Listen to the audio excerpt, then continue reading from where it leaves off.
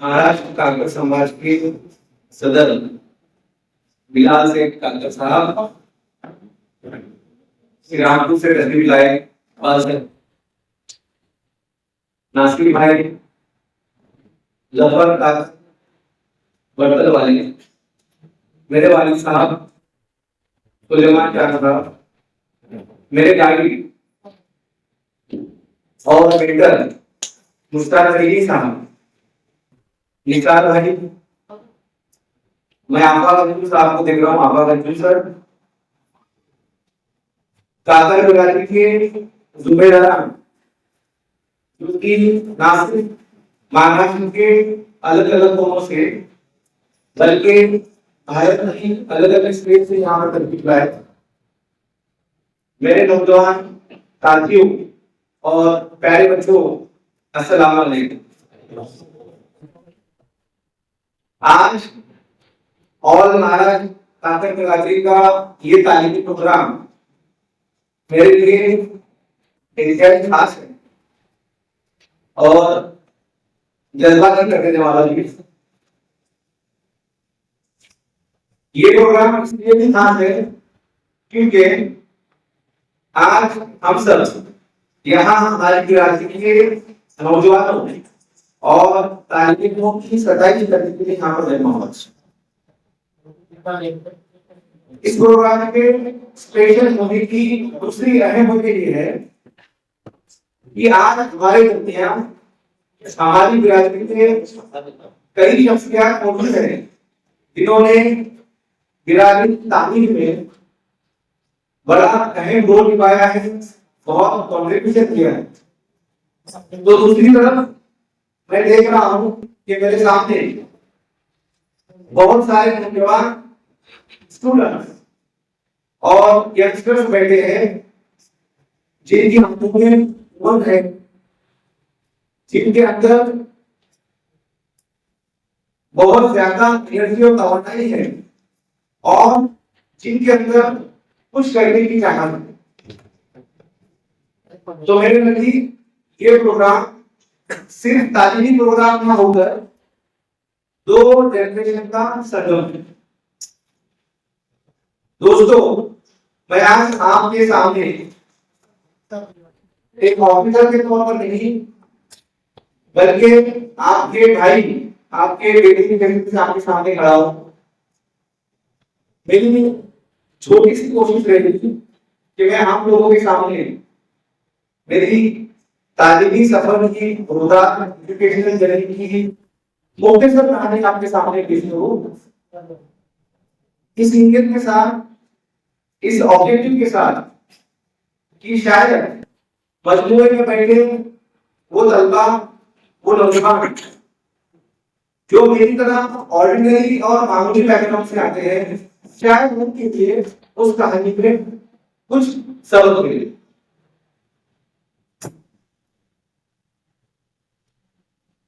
शायद अल्लामा इकबाल के इस शेर के बगौर अंदाज़ बयां दर्द से बहुत शौक नहीं है, अंदाज़ बयां दर्द से बहुत शौक नहीं है, शायद के ऊपर जाए दिल में मेरी बात।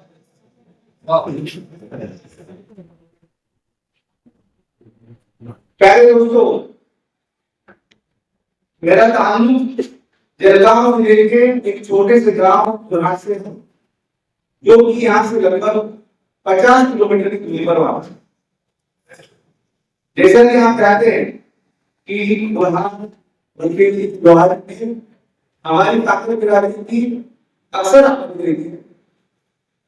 और हमारी बिरादरी के लोग काफी मेहनत करते हैं, बहुत मेहनत के साथ बर्तन बेचकर, रस्सी बनाकर अपनी रोजी रोटी कमाते हैं। उसी तरीके से मेरे वालिद साहब जो कि आज हमारे दरमियान मौजूद है, उन्होंने अपने सर में टोकरा लिए गांव गांव पैदल बर्तन बेचकर तंदुरुस्ती की पालन।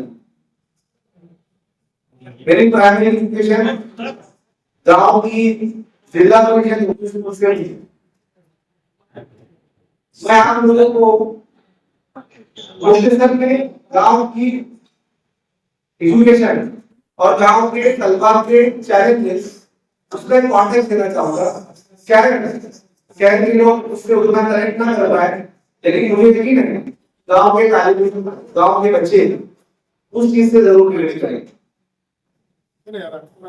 हमारे गांव की प्राइमरी उर्दू स्कूल में एक कमरा और 2 असाइनमेंट और पूरी प्राइमरी एजुकेशन 3 लोगों के होती थी। पहला पॉइंट, रवानी के साथ उर्दू पढ़ना होगा। दूसरा, 2 से लेकर 15 तक के पहाड़ी रवानी याद करना। और तीसरा, अंग्रेजी के अल्फाज के से कुछ से के साथ चना चाहिए उसका स्किल परिचय और कहानी। छठी जमात तक सिर्फ की दुकान पर तालीम होती थी, ये हकीकत है। हाई स्कूल के लिए हमें तालुका प्रदेश पांचों जाना होता था, क्योंकि नजदीक में उर्दू हाई स्कूल सिर्फ पांचों तक अवेलेबल थी। अब हाई स्कूल जाना है, उसके अपने मसाइल थे, उसके अपने चैलेंजेस थे। मैं आपको उसकी गलत बताना चाहता हूँ कि हाई स्कूल जाने से पहले हाई स्कूल का ताज हमें हमारे सीनियर तलबा तो अपने गांव के रहते थे जो हाई स्कूल में पढ़ाई हासिल करते थे, उनके जरिए हमें बहुत ही तारुफ मिल जाता था। उसमें 2-3 बुनियादी मुकाम रहते थे। पहला, हमें ये बताया जाता कि हाई स्कूल में आपको यूनिफॉर्म पहन के जरूर जाना है। ऐसा नहीं कि घर के कपड़े पहनकर प्राइमरी में जाकर वैसे चले जाए, यूनिफॉर्म पहन के जाना है। दूसरा अहम मुद्दा ये था कि एक नोटबुक सारे सब्जेक्ट के लिए नहीं होगी, हर मजमून के लिए आपको अलग नोटबुक और तीसरा और अहम मुद्दा हमें ये बताया गया था कि आपको अपने गांव की बोली, अपने गांव की भाषा का इस्तेमाल नहीं करना है। वहां जाकर अच्छे लहजे में बात करना है, अच्छी जबान में बात करना है। दोस्तों ये भी चाहिए, पहले दूसरे को मसला नहीं था, लेकिन ये दोबारा बोलती और अच्छी बोलती बोलने का जो चैलेंज था वो बहुत बड़ा चैलेंज है। सबका देखिए, सबने जरूर सच होना। जैसा कि आपने देखा कि मेरे कई दोस्त, मेरे कई कलीग जो कि बहुत मुखलिस थे, बहुत ऑनेस्ट थे, लेकिन बेकार भी थे। उन्होंने मुझे वाकई में ये मशवरा दिया कि your work is so hard, बड़ी मेहनत कर रहे हो, but don't expect too much. ज्यादा उम्मीद मत लगाओ, क्योंकि हमने ऐसा नहीं सुना, ऐसे होते जो हमसे नहीं किया। लेकिन दोस्तों, अगर हमारे अंदर मेहनत की तैयारी है, जज्बा है, हम कंसिस्टेंसी से काम करें, मेहनत करें, डिसिप्लिन के साथ काम करें, तो मुझे नहीं लगता कोई भी गोल बहुत बड़ा है। दूसरी एक और छोटी सी बात मैं आपको बताना चाहता हूँ। हम लोग गांव देहात से आते हैं, हमारे मसले बहुत यूनिक थे। शायद मैं वापस लौटकर के शहर में लोग शायद इस बात को ना समझे कि ये खासा है देहाती क्या गांव की जिंदगी का। जब मैं 11वीं जमात में जलगांव में आया तो रहने का बड़ा मसला है। किराए के रूम में बच्चे शेरी पर रहते थे। मैंने भी इंतजाम किया अपने भाई की मदद से। मास्टर कॉलेज में बड़ा बड़ी दूरी थी, बहुत लंबा रास्ता था, मुझे साइकिल भी नहीं है, पता नहीं रहता। मैंने उस वक्त हमारे इंटर गाइड उसका के हिसाब से बात करी, देखी कैसे काकर बिरादरी के हमारे मुस्लिम हमारे पढ़े, कैसे वो अपनी जिम्मेदारी और अपने रोल को निभाते, ये इसकी रास्ते की लगभग। मैंने उसका एक साल फिक्र किया, सब मुझे गलती हो गई आने जाने में, साइकिल भी किया, काफी लंबा मेरा काम कभी देखा और फिर एंडो को लीगल कॉलेज में आया। सर मुझे लेकर अल्लाह अब्दुल रफ़ा के साथ बात की और मुझे उनके सामने दिखाई और रफ़ा मलिक साहब से रिश्ता क्रेडिट करते हैं, ये रिक्वेस्ट की कि मलिक साहब अपना मीडियम हॉस्टल तामीर के आखिरी पड़ाव, हालांकि उसका नौकरी के नहीं हुआ, फॉर्मेलिटी पूरी बात थी, लेकिन ये बच्चों को तकलीफ है, क्यों ना हम इनके लिए हॉस्टल को ओपन करें। मलिक साहब बड़े प्रयास, बड़े दिलदार आदमी हैं, उन्होंने हमसे शेयर किया है। हाँ, मेरे पास बाकी स्टूडेंट ने इस तरीके की रिक्वेस्ट करी और मलिक साहब ने बैठे बैठे उसको फैसला किया कि इनॉग्रेशन इन बच्चों की तकलीफ से ज्यादा नहीं था। और सर ने बगैर इनॉग्रेशन की वो हॉस्टल हम जैसे दूर दराज के बच्चों के लिए उसी रात ओपन करने का इस तरह से। तो दोस्तों, मैं सर में ये कहना चाहता हूँ कि भले ही हम लोग गांव के थे, लेकिन हमारी स्ट्रगल, हमारी तकलीफ, हमारे अपनी बिरादरी के बड़े लोग, बुजुर्ग हजरात और शफीक और मेहमान लोग, जैसे मैंने कहा कि हम नहीं सर, बहुत मुश्किल बड़े शफीक, और मुझे लगता है कि सर बहुत सीरियस थे। सर के साथ मेरा एक दोस्ती वाला था, बड़े दोस्ताना अंदाज में मुझे लेकर घूमते थे। मैं आपको एक बात और बता दूं कि जब मैं हिंदू हाई पाठशाला से आया, उस जमाने में 80% 10वीं में काफी अच्छे मार्क्स हुआ करते थे। वो इम्पोर्टेंट काम थे, 70% आए थे। मैं पाठशाला से आया, मुझे आज भी याद है अब्दुल रहीम सर मुझे लेकर, आफा रंजू सर और इधर भी ऐसा था कि सामने मुझे लेकर जाते थे। मेरा दोस्तों इस तरीके से ताल्लुक पेश किया जाता कि मुझे ये लगता कि मैं कोई बहुत बड़ा है, हालांकि मैं बहुत छोटा था। I don't know if I was mature enough. मैं तो कॉलेज भी नहीं था, मेरे अंदर there was no competition, I was really bored. लेकिन सर हमें क्या ये ऐसा दिलाते कि आपके अंदर काबिलियत है, आप कुछ कर सकते हैं।